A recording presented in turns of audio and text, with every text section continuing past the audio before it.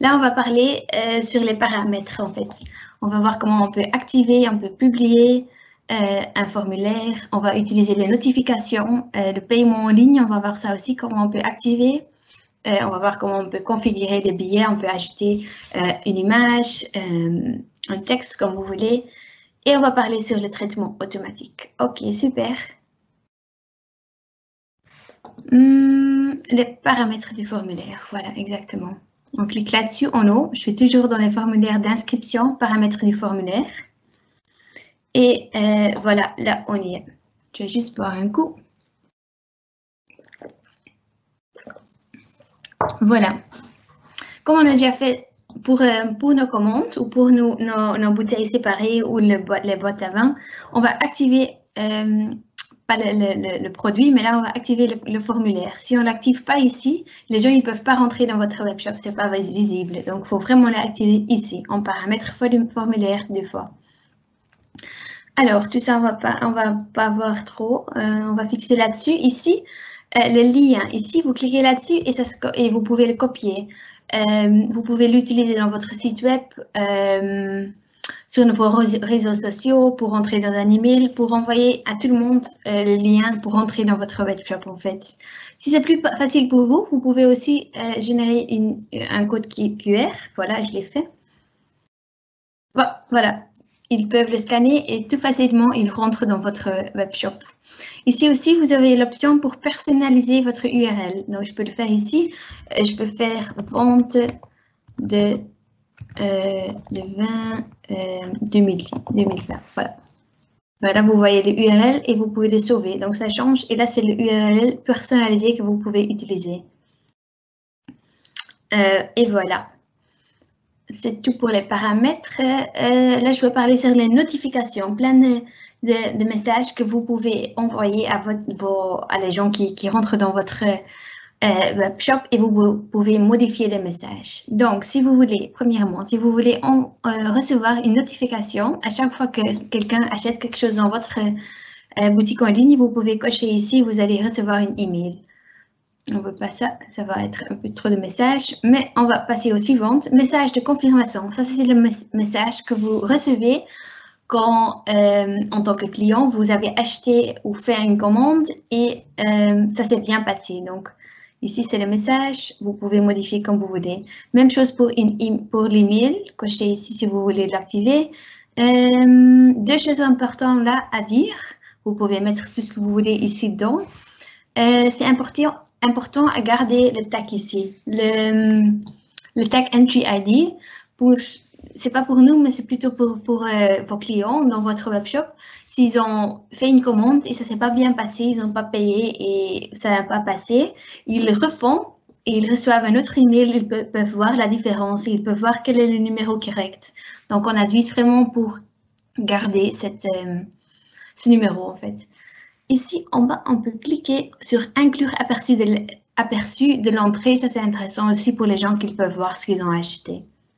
Alors, email de confirmation de paiement. Voilà ce que c'est. Vous pouvez le modifier si vous voulez. Après ce message, vous avez 2 heures à peu près pour, en tant que client, pour payer la commande. Si vous ne le faites pas, vous allez... Ah non, ça c'est la confirmation, excusez-moi, ça c'est la confirmation de paiement. Donc, si le paiement s'est bien passé, si ça n'est pas bien passé ou ça ne s'est pas encore fait, vous allez recevoir un rappel. Voilà, exactement. 2 heures après le rappel, vous allez recevoir un mail d'annulation si vous n'avez pas payé entre ces 2 heures. Donc, ça c'est ici, voilà, ok. Ok, ça c'est tout pour notification. On passe au paiement. Comme j'ai déjà dit, la majorité de nos clients ils utilisent déjà les paiements en ligne, donc il faut juste l'activer. Je suis d'accord avec les conditions, donc vous devez l'accepter et vous ajoutez un compte. Si vous l'avez déjà fait, vous pouvez juste cliquer sur ce que vous voulez. Si vous n'avez pas encore fait, vous ajoutez un compte. Ça prend 10 jours, plus ou moins, mais c'est très facile pour lier à vos formulaires d'inscription et tout peut se passer sur la plateforme. Donc, super intéressant. Mais on ne va pas le faire aujourd'hui. Alors, on passe au ticket.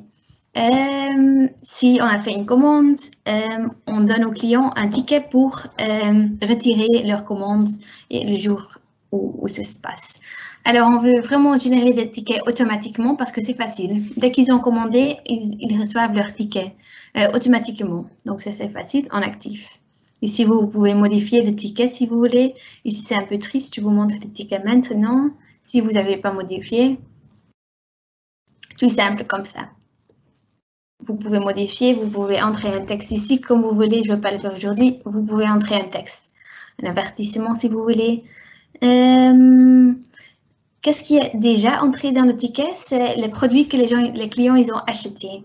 Donc, ils vont recevoir un aperçu de tout ce qu'ils ont acheté. C'est peut-être intéressant de aussi ajouter le nom et le prénom dans le ticket. Comme ça, on peut identifier qui est la personne qui a fait l'achat. Et c'est toujours sympa d'ajouter une image. Voilà.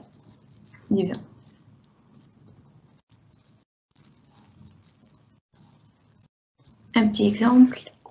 Voilà, c'est déjà un peu plus sympa. Voilà. OK. Ici, envoyer le ticket, on peut modifier les emails si le ticket, si on envoie le ticket par email, vous pouvez modifier ce mail-ci. Et tout en bas, ça c'est important pour plus tard, si on va parler du ticketing app. Mais ici, vous pouvez déjà entrer les gens qui vont avoir l'accès pour scanner le ticket. Donc, le jour où les gens ils viennent retirer leur commande, vous pouvez utiliser le Twizy Ticketing App. Je vais vous montrer après. Et c'est tout facile. Vous devez donner ici l'accès à quelqu'un qui va pouvoir rentrer dans le ticketing app et sélectionner le formulaire et être l'admin pour faire les scans. Donc chez nous, c'est toujours Peter de Vos qui le fait. Il le fait super bien. Voilà, Peter de Vos, on rentre ça, on va voir après. On enregistre. Ok, super. Finalement, traiter les inscriptions. Donc, pourquoi on fait cela? En fait, c'est intéressant parce que toutes les données qui sont, les données et les coordonnées qui sont rentrées, que les clients ils ont entrées dans le formulaire, on veut les sauvegarder et les utiliser dans notre système. Donc, on veut créer un contact. Et on va faire la même chose pour les entreprises. On veut créer un nouveau contact si le nom, le prénom et la date de naissance, c'est quelque chose de nouveau pour notre système. Il n'est pas encore dans notre système Twizy, on crée un nouveau contact. S'il est déjà dans notre système, on veut le lier à un contact existant. On clique ici. Voilà. Ça veut dire qu'on voit un email, qu'on a un nouveau contact créé. Voilà. Fait la même chose pour les entreprises. Un nouveau, si on ne le connaît pas, on le lie à un existant si on le connaît. Alors finalement, on veut créer des factures. Donc on l'active ici si on veut créer des factures. Et parce qu'on utilise les entreprises, c'est important de sélectionner ça ici pour faire la différence. Les entreprises liées à l'inscription ou pour le contact lié si aucune entreprise n'est disponible. Et si quelqu'un enregistre, il est privé, pas entreprise, qu'on ne va pas créer une entreprise pour lui. Ici, vous pouvez sélectionner un registre et un modèle. Et ici, on peut activer pour envoyer la facture au destinataire. On enregistre. Voilà, c'est tout.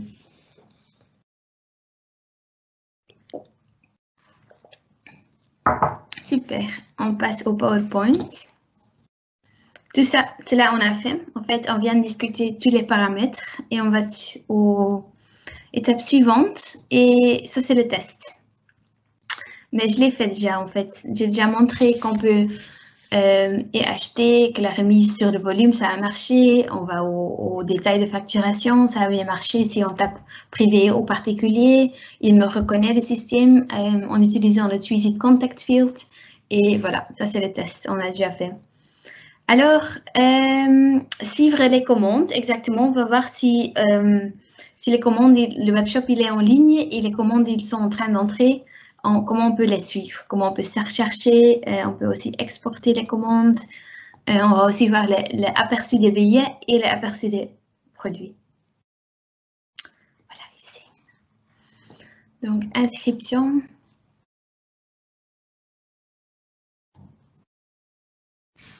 Voilà, ça c'est déjà mon inscription que j'ai fait. Ici, on clique sur le bouton pour en ajouter une nouvelle. Inscription si on veut tester ou voilà.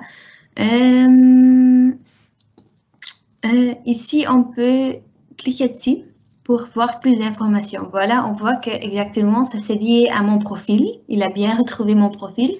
Ici, on peut voir tous les tickets qui sont générés pour mon profil ou ce que j'ai commandé.